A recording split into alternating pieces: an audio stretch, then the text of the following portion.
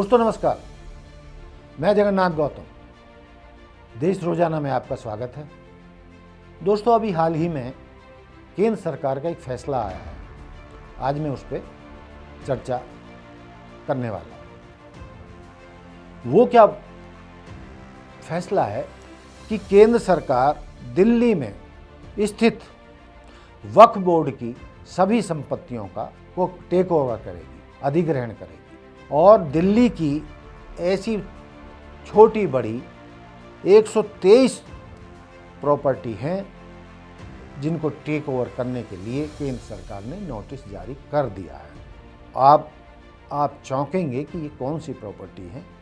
तो दोस्तों इन इमारतों में जामा मस्जिद भी शामिल है। इसके अलावा दिल्ली के हर कोने में, गली में, बाजार में, रेलवे स्टेशन, जहाँ भी हैं, जितनी भी मस्जिदें हैं, वक्फ बोर्ड की इमारतें हैं या कब्रिस्तान हैं, उन सबको केंद्र सरकार अधिग्रहण करने जा रही है। और इसके बारे में अंग्रेजों के ज़माने का कानून बताया जा रहा है और इस पर पहले भी चर्चाएं होती रही हैं कि ये सब जो है सरकार के पास होनी चाहिए, उसको पास ये इमारतें पुरानी होनी चाहिए, वही इनका देखभाल करेगी, वही टेक ओवर करेगी। लेकिन इसका मतलब ये भी है कि भाई इसका मतलब ये नहीं है कि भाई वो मस्जिदें अपना काम नहीं करेंगे। एक तरीके से आप ये समझ सकते हैं कि मालिकाना हक जो वक्फ बोर्ड के पास था वो सरकार के पास आ जाएगा।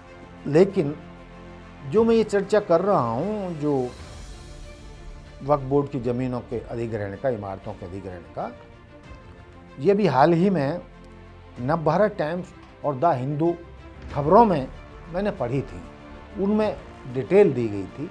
और नवभारत टाइम्स में तो पूरी 123 जो मस्जिद हैं या जो भी संपत्तियाँ हैं वक्फ बोर्ड की, उनका पूरा लिस्ट दी गई है।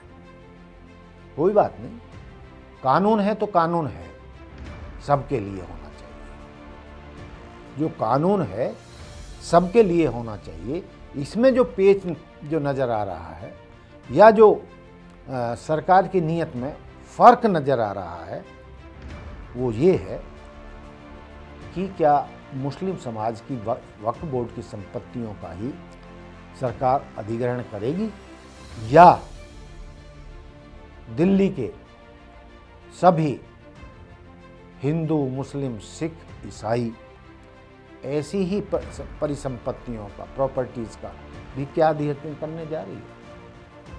क्या वो हिंदुओं के जो ऐतिहासिक मंदिर हैं या और ऐसे स्थल हैं या ईसाइयों के चर्च हैं या सिख समाज के गुरुद्वारे हैं, जो भी इस कैटेगरी में आते हों, मैं सबको नहीं कह रहा, तो क्या सरकार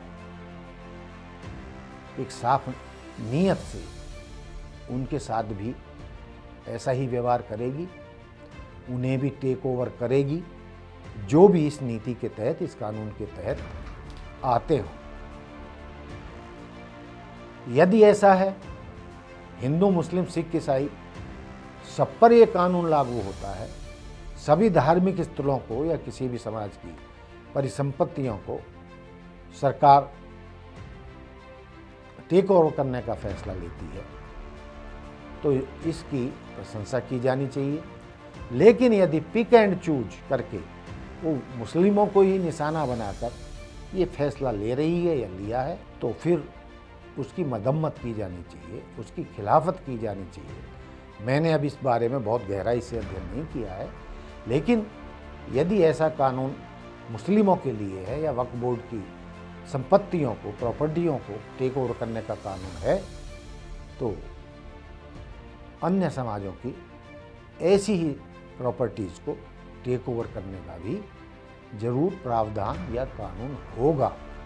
हमारा ऐतराज़ ये है कि बस पिक एंड चूज ना हो, मुस्लिम समाज को ये ना लगे कि उनके साथ गैर इंसाफ़ी की जा रही है और उनको दबाया जा रहा है, जबकि बाकी समाजों को, बाकी धर्मों की ऐसी संपत्तियों को जो इसी कैटेगरी में आती हैं उनको सरकार टेक ओवर नहीं कर रही है। तो दोस्तों, मैं अपनी बात समाप्त करने से पहले ये फैसला आप पर छोड़ता हूँ कि क्या लोकतंत्र में सबके लिए किसी भी सरकार की एक निगाह और एक नीति नहीं होनी चाहिए? किसी के साथ फ़र्क क्या करना उचित है? तो इस पर आप अपने विचार रख सकते हैं। आप सोच सकते हैं कि भाई मैं ये कितनी गलत बात कह रहा हूँ, मेरी कितनी बात सही है, इस बात में कितना दम है, क्या ये फैसला लोकतांत्रिक है और देश के सभी वर्गों के हित में है, यह सबको न्याय दिलाने वाली बात है, या मुस्लिमों के साथ ये गैर इंसाफी है। तो ये थी मेरा आज का मुद्दा जो मैं इस मुद्दे पर बात करना चाहता था। तो दोस्तों, देखते रहिए देश रोजाना।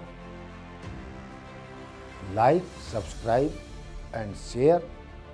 जय हिंद, जय भारत, जय संविधान।